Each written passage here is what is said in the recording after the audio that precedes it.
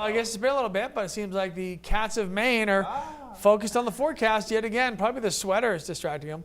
Martha sent us this from Hiram yesterday morning during the Storm Center edition of the early morning report. No, I'm saying attracting them. I said attracting. Oh, did this sound like distracting? I meant attracting. It says even cats want to know what the weather is going to be. You can always send us your photos and videos using the Near Me section of our app. So please do that. I love my kitty. Yeah. Really? You know what's happening? This is so off topic. You have an animal? So off topic right now. She's actually, all of a sudden, in the last like 2 months, gotten very affectionate. Because she wasn't. She wasn't. Yeah. I mean, she would come to us when she wanted to, did her purring thing for 5 minutes every day, and that was it. And now she's way more affectionate. She's always wanting to be like touched and held and pet. Cool. And so it's you can great. Stop using bacon grease for cologne now. Wait, what?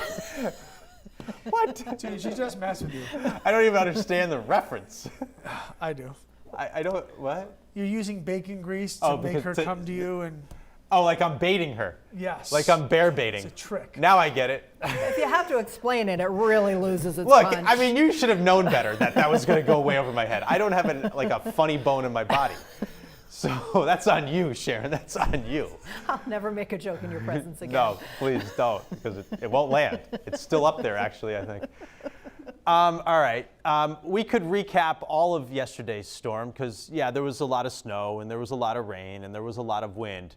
But hands down for me, the biggest impact and the biggest takeaway was the historic flooding along our coastline. These were some of the highest water levels ever recorded since the gauges have been there in Portland Harbor. The only higher water levels came back with those back-to-back blizzards in 1978. And this one right here that holds the #1 spot is the infamous blizzard of '78. Sadly, I'm really nervous about what I'm seeing for this coming Saturday and the high tide in the middle of the day. I really think that similar damage and results will occur. The tide itself is a foot higher than it was yesterday. The storm itself is a little weaker, so that's good news, but it did destroy a lot of our protective barriers along the coast. Sand dunes, structures, walls, things like that. So our coast is very susceptible and vulnerable for additional road closures and erosion, like that's gonna happen, and possibly even more damage to waterfront property. I know it's late in the game and we don't have much time.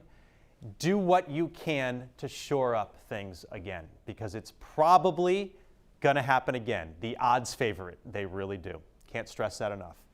All right, now to the here and now. Our temps are in the mid-30s. We've got wind out there, not strong, but it does feel a little colder than that. It won't be a big factor today.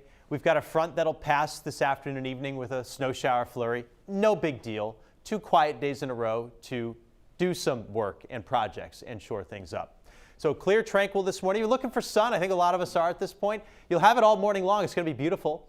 Midday, the clouds roll in. This afternoon, it's mainly cloudy, and there are your spotty snow showers and flurries kind of floating around a little bit. Beneath that cloud deck, by the way, it's going to feel a lot colder this afternoon than it does this morning when the sun is out. We've got a twin coming in. Identical twins, not fraternal ones, identical ones. From the other storm, this thing's doing the same thing. Same amount of power, basically the same track, same results essentially too. The only difference is on the backside, it's going to be a lot colder, almost flash freeze material here Saturday night into Sunday. We're going to dip into the 20s Saturday night, so we'll have bigger problems with black ice following that storm. Not quite as much precip, so not quite as much snow, but the mountains still get 6 to 12. Not much elsewhere for the bigger towns and cities, and probably just rain for the south coast. Winds will gust again, not quite as strong as yesterday, but gusts over 50 are expected from this bad direction out of the southeast, which means, yes, there will be some more power outages. The wind will settle down Saturday afternoon, but again, the problems are going to be along the coastline with that midday high tide. Similar results with more historically high water levels from that tide. Small crafts are up, seas 7 to 10, west winds 15 to 25 knots. Sun to clouds today, mostly sunny tomorrow, both days in the upper 30s or so.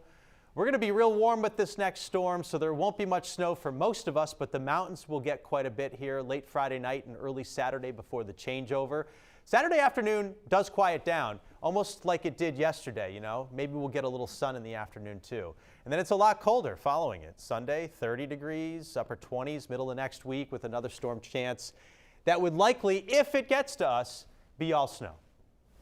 Sunday, yeah, Sunday's gonna be cold. I should stay and watch football. I mean, there's no reason to go out that day. Can I too? Okay. Thanks. I have Peacock, so you can come over and watch it.